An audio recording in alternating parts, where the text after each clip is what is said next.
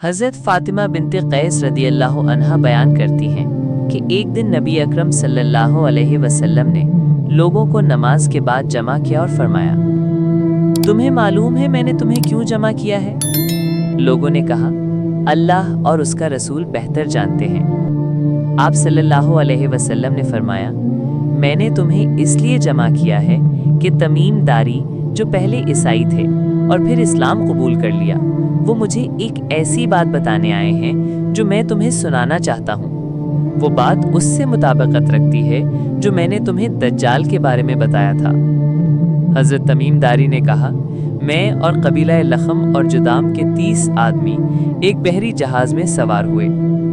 हमें समंदर की मौजों ने 1 महीने तक इधर उधर फेंका। आखिरकार हम एक जजीरे पर पहुंचे। हम कश्ती से उतरे तो वहां एक अजीब जानवर देखा जो बालों से ढका हुआ था। यहाँ तक कि आगे पीछे का फर्क मालूम नहीं होता था। हमने पूछा, तू कौन है? उसने कहा, मैं जस्सासा हूँ। जाओ उस शख्स के पास जो चर्च में है, वो तुम्हारी खबर का मुश्ताक है। हजरत तमीम दारी कहते हैं, हम डरते डरते चर्च में गए। वहाँ एक बहुत बड़ा आदमी जंजीरों में जकड़ा हुआ था।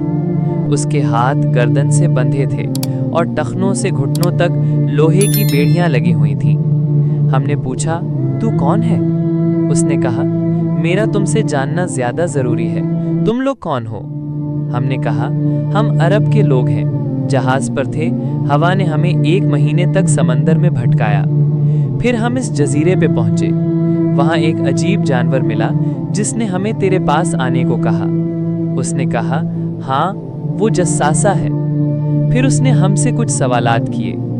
नंबर 1, मुझे यसरब यानी मदीना के बारे में खबर दो। क्या वहाँ खजूर के बाग हैं? हमने कहा, हाँ। उसने कहा, अनकरीब मैं इसमें दाखिल होना चाहूँगा, मगर मेरे लिए ये हराम कर दिया गया है। मैं मदीना और मक्का में दाखिल नहीं हो सकता। इन दोनों के गिर्द फरिश्ते पहरा दे रहे हैं। नंबर 2, मुझे बहरे तबरिया यानी झील तबरिया के बारे में बताओ। क्या इसमें पानी है? हमने कहा, हाँ, बहुत पानी है।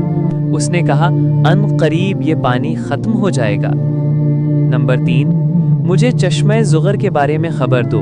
क्या वहाँ पानी है और लोग इससे खेतों को सैराब करते हैं? हमने कहा, हाँ, ये भी अनकरीब खुश्क हो जाएगा। नंबर 4, मुझे नबी उम्मीन यानी मोहम्मद सल्लल्लाहु अलैहि वसल्लम के बारे में बताओ। क्या वो जाहिर हो चुके हैं? हमने कहा, हाँ, वो मक्का से निकले मदीना आ गए। उसने कहा, क्या अरब ने उनसे लड़ाई की? हमने कहा, हाँ। उसने पूछा, उन्होंने उनके साथ क्या किया? हमने कहा, वो उन पर गालिब आ गए और अरब उनके मुती हो गए। उसने कहा, यही उनके हक में बेहतर है। अगर वो उनकी इताअत करेंगे तो कामयाब रहेंगे। आखिर में दज्जाल ने कहा, मैं तुम्हें अपने बारे में बताऊं। मैं मसीह दज्जाल हूँ। मुझे जल्द इजाजत दी जाएगी कि मैं निकलूं।